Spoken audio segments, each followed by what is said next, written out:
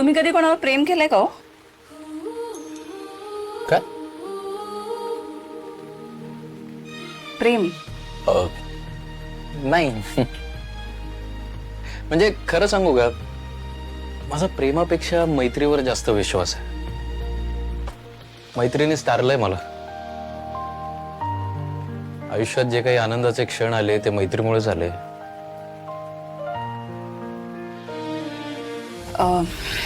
नाही, पण प्रेमाबद्दल काहीतरी म्हणणं असेल ना तुमचं? म्हणजे प्रेम कसं होतं, कधी होतं, लग्नानंतर प्रेम होऊ शकतं का? अर्पिता मॅडम, प्रेम म्हणजे काय आजारपण आहे का? हवामान बदललं की होतच, किंवा वय झालं की होतच, असं नसतं. मला असं वाटतं की प्रेम हे अनुभवण्याची किंवा निभावण्याची गोष्ट आहे. आणि प्रेम काय कधी कसंही कुठेही होऊ शकतं, लग्नानंतरही होऊ शकतं. हा, पण मला असं वाटतं की प्रेम होण्या अगोदर नवरा बायको एकमेकांचे सगळ्यात जास्त घट्ट मित्र पाहिजेत. मग काय प्रेम होतं.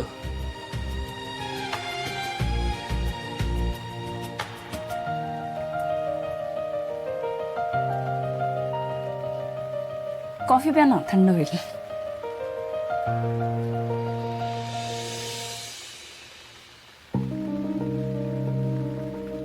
तुमच्या प्रत्येक शब्दात मी प्रेम शोधते, पण तुमच्या प्रत्येक उत्तरात फक्त मैत्रीच आहे. समीर, मी मैत्रीच्या खूप पुढे निघून गेलीय. तुम्हाला मात्र अजूनही या नात्याला वेळ द्यावासा वाटतोय. मला घाई करून चालणार नाही.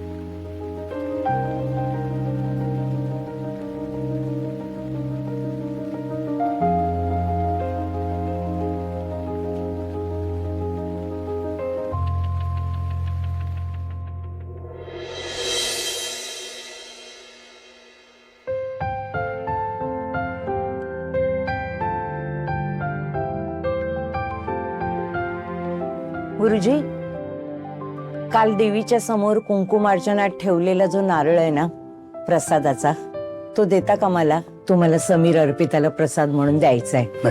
द्या.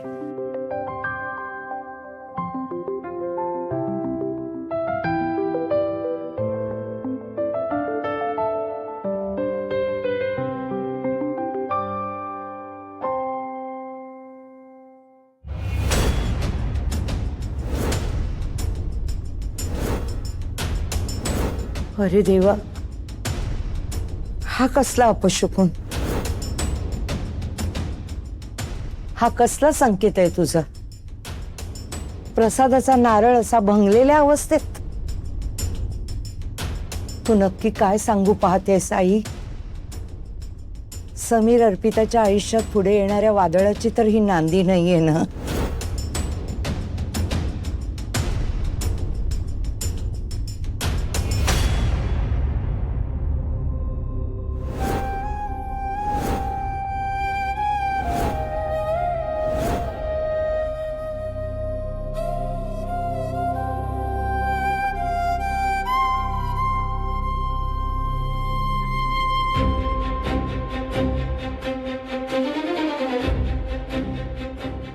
जी, हे चांगलं लक्षण नाहीये हे समीर.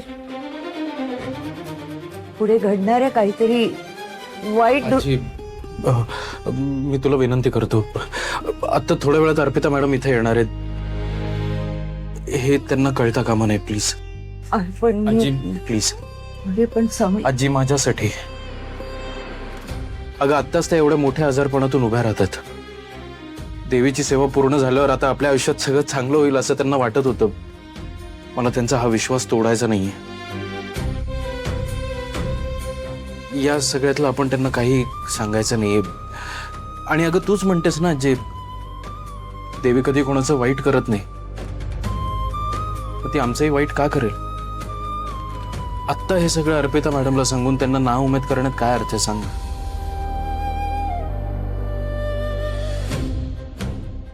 तुझं म्हणणं पटतंय मला, पण अर्पिता इथे आल्यानंतर नारळाबद्दल विचारेल. तिला काय सांगायचं मी?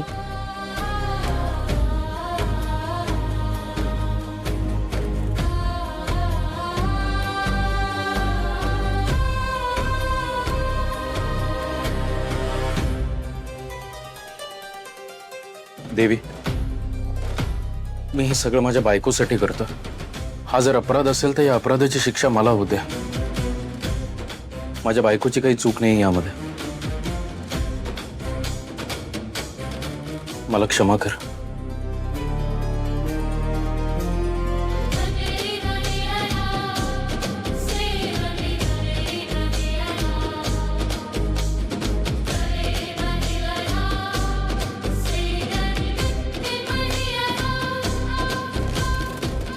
मी हा नारळ विसर्जित करून येतो.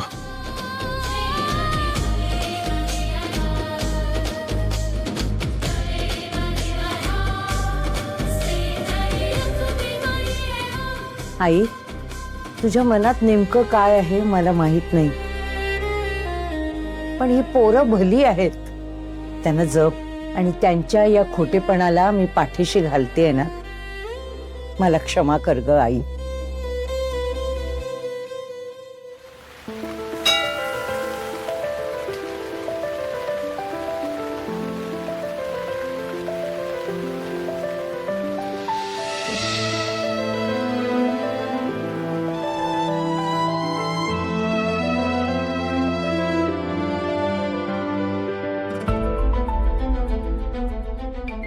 जा,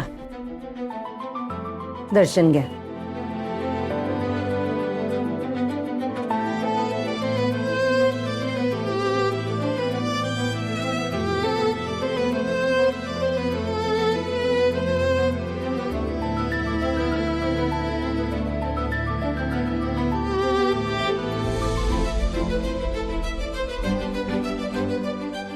समीर, आज देवीच्या कृपेने आपल्या आयुष्याची एक नवीन सुरुवात होतीये. मी खूप आनंदी आहे आणि माझ्या आयुष्यात हा आनंद फक्त तुमच्यामुळे आलाय. थँक्यू.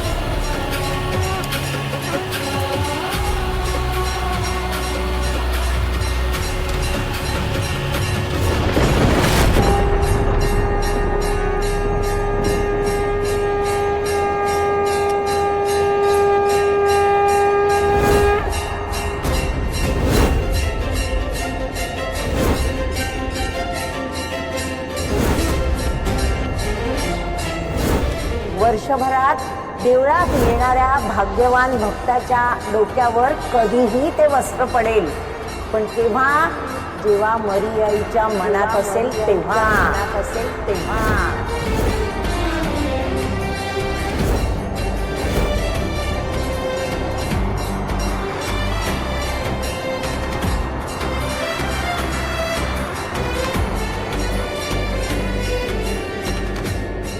देवी मरी आईचा, मरी आईचा, मरी आईचा.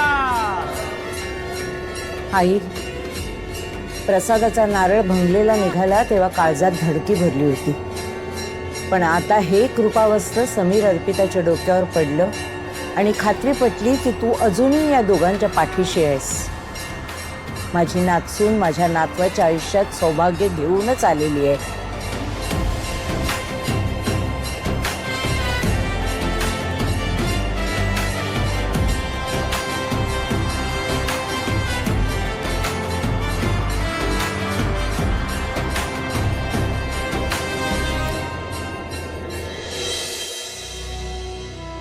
बाबा, अहो, पुन्हा एकदा विचार करा ना. दुसरा कोणताच पर्याय नाहीये का आपल्याकडे? कल्याणी, दुसरा पर्याय दिसतोय का तुला? आपल्या घराचे ओरिजिनल पेपर हा एकमेव आधार होता आपला.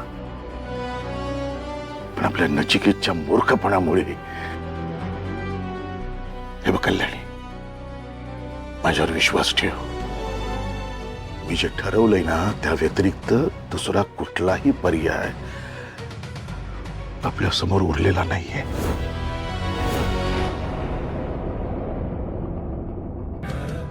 बाबा, तुम्ही आलात. नाही, तुम्ही आलात म्हणजे तुम्ही योग्य तो निर्णय घेतला असणार. कारण तसंही तुमच्या घरात तुम्हीच समजूतदार आहात बाबा.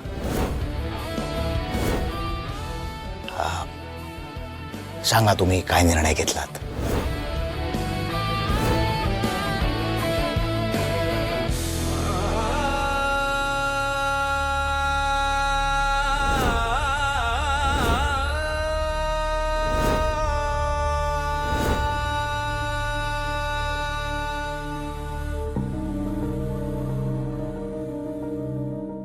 बाई ग, सकाळपासून हा उजवा डोळा का फडफडतोय? काय अशुभ घडणार आहे की काय?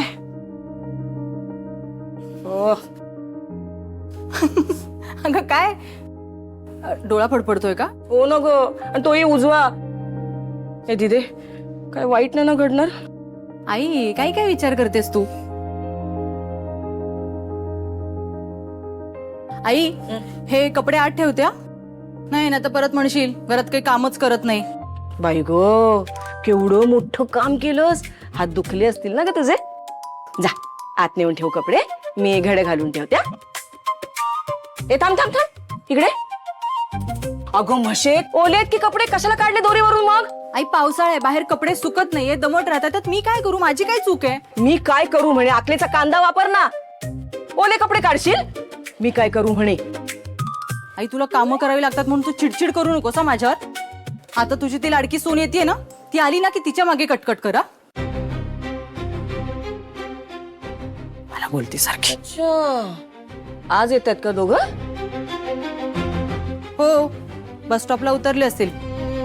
तरीच म्हटलं उजवा डोळा का फडफडतोय माझा? ही महामाया येणार आहे ना म्हणून.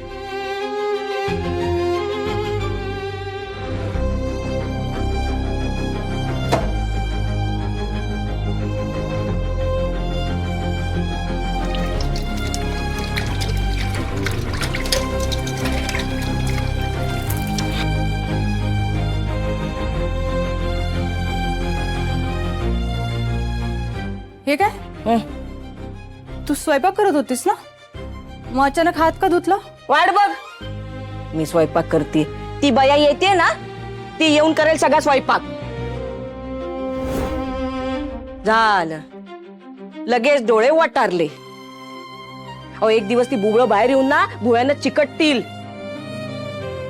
सगळी कामं मला करावी लागतायत. तुमचं काय जातंय डोळे वाटारायला? मला पण नाहीतर काय, त्यांना सगळं आयतं मिळतंय ना, मग कशाला काय वाटेल यांना?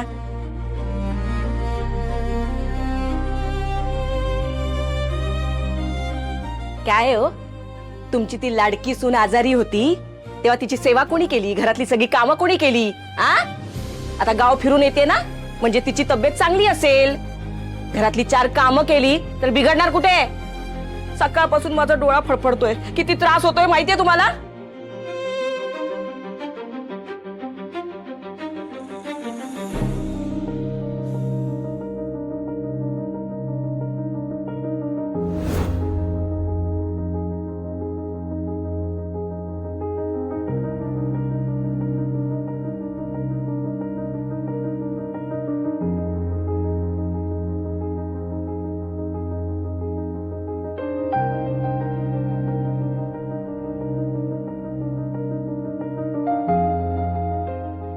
समीर,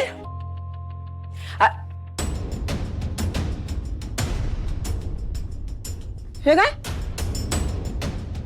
काय एकटी झालीस?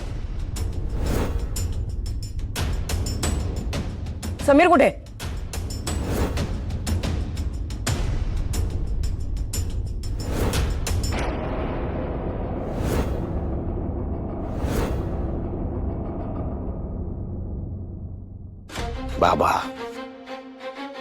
बाबा, तुमच्या मुलीनं माझी माफी मागावी अशी माझी इच्छा आहे. तुमच्या माफीमध्ये मला काहीच इंटरेस्ट नाही आहे, प्लीज.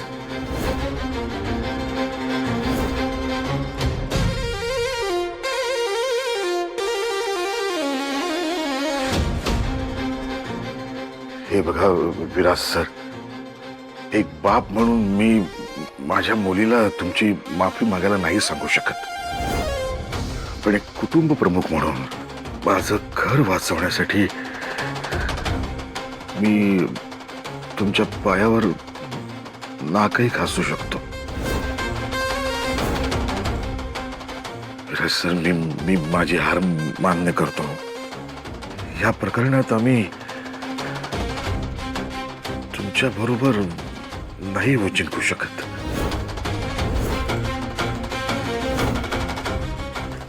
अब काय झालं, तुम्ही तर वकील करणार होतात, माझ्या विरुद्ध लढा देणार होतात.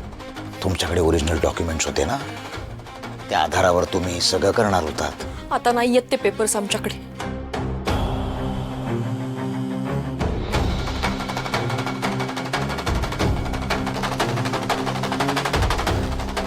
काय?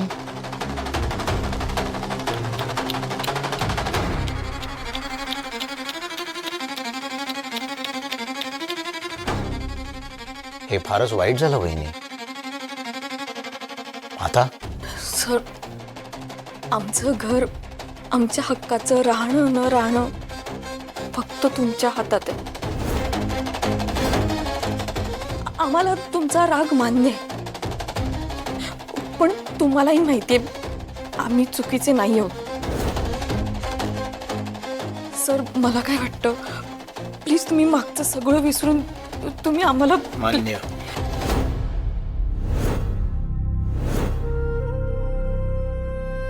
मान्य. बसा. बसा. वहिनी प्लीज बसा. मान्य. मी इतकाही वाईट नाहीये बाबा. तुम्ही तुमच्या मुलीला इथं माझी माफी मागायला नाही पाठवू शकत. मान्य. बाबा, शेवटी व्यवहार आहे, माझेही हात बांधलेत. त्यामुळे व्यवहाराच्या चौकटीत राहून तुमच्यासाठी जे काही करता येईल ते मी नक्कीच करेन. म्हणजे नेमकं काय होऊ शकतं यात?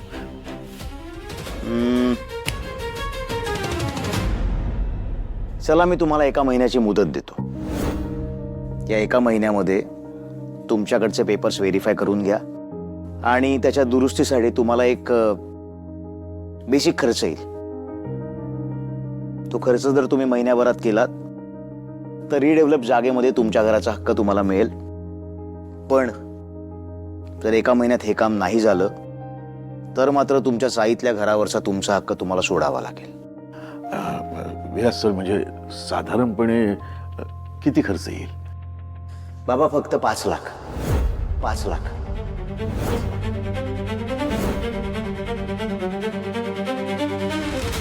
हो विराज सर, काय बोलताय तुम्ही? 5 लाख रुपये? हो.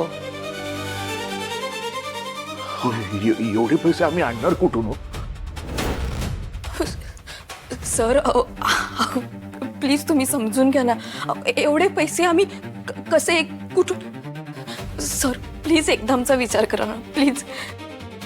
काय विराज सर की हॅलो. Sir, sir, please. मी आहे, ऑफिसमध्येच आहे. हो. काय बोलतोय?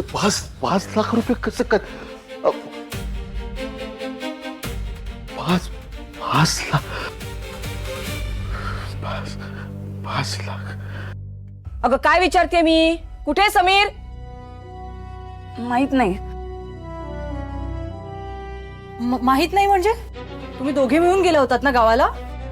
मग येताना एकटी कशी काय आलीस तू? आणि तुला एकटीला बरं सोडलं?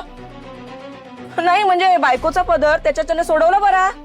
शेगाई, तो हिला एकटीला घरी पाठवणं शक्य नाही. अगं पण ही सांगते कुठे समीर कुठे? अहो, त्यांनी चाळीच्या गेटवर सोडलं मला आणि मग ते गेले कुठेतरी बाहेर. कुठेतरी गेले? अगं कुठे गेलाय? ते मला खरंच माहित नाही. ते बोलले की तुम्ही पुढे व्हा, मी येतो 10 मिनिटात. कुठे गेला असेल ग समीर? आता मला तरी काय माहित. ती म्हणते ना 10 मिनिटात येईल, आला की त्यालाच विचार. पण बघितलं का, स्वतःच्या तोंडाने सांगते का ही पोरगी? हा, तू काय शोधतेस तिकडे? अगं श्रेयसने माझी क्लिप ठेवली आहे कुठेतरी, ती सापडत नाही, शोधते. अगं तिकडे बघ, त्या बॉक्स मध्ये असेल. इथे या.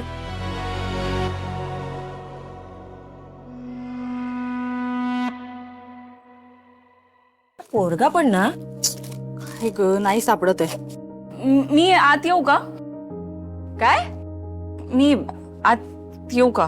बाई बाई बाई बाई बाई, बघितलंस का तिथे काय विचारते? जसं काय मी नाही म्हटल्यावर नाहीच येणारस तू. या या, आमच्या डोक्यावर बसायला या. नाहीये ग तिकडे. बाबा, तब्येत कशी आहे तुमची? गोळ्या घेतल्या ना वेळेवर तुम्ही? आम्ही सुद्धा आहोत हा घरात. अहो नाही आई, मी तुम्हाला विचारणारच होते, तुमची तब्येत बरी आहे ना आता? बरी आहे, बरी आहे.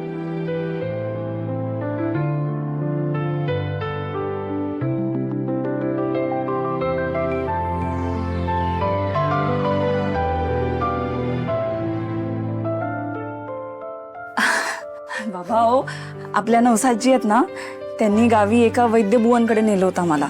त्यांनी एक लेप दिला आणि तो लेप लावल्यानंतर फक्त 2 दिवसात बघा ना किती फरक पडलाय.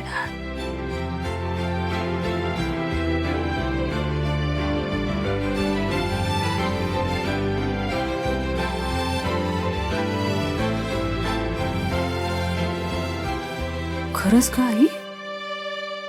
हिच्या जखमा खूप निवळल्या आहेत. म्हणजे हिच्या जखमांचं भांडवल करून हिला घराबाहेर काढण्याची तुझी संधी केली आहे परत.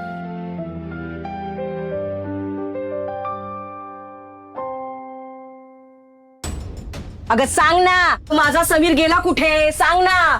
तुला सांगणार नाही असं होऊच शकत नाही. काय लपवतेस आमच्यापासून तू? नाही आलोय मी. या, गाव फिरून आलास, मुंबईत आल्यावर डायरेक्ट येत नाही घरी. कुठे फिरत होतास? अगं हे आणायला गेलो होतो तुझ्यासाठी. माझ्यासाठी? हा, काय? आपल्या इकडचं पोळी भाजी केंद्र आहे ना, तिकडनं पोळी भाजी आणि पुलाव आणले आपल्या सगळ्यांसाठी. आणि तुला दुधी हलवा आवडतो की नाही, म्हणून दुधी हलवा पण आणलाय, मस्त असा बदाम वगैरे टाकलेला. कसं आहे आई, मला माहिती होतं तू अर्पिता मॅडमची दरवाजाला डोळे लावून वाट बघत असणार. आता त्यांच्या आजारपणामुळे गेले 10-15 दिवस तुला स्वयंपाक करावा लागला ना. मग कधी एकदा अर्पिता मॅडम घरी येत आहेत आणि कधी एकदा त्यांच्या हातात स्वयंपाकाची कामं देते असं तुला झालं असेल.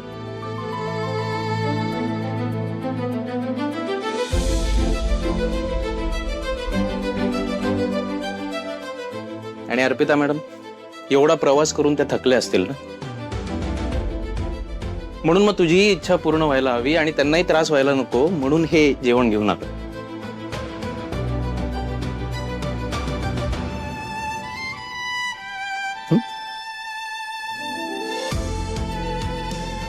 कुठल्या ग्रहावरून आलाय माझा नवरा? गेल्या जन्मीचं काहीतरी पुण्य असणार माझं, म्हणून असा नवरा मिळाला मला.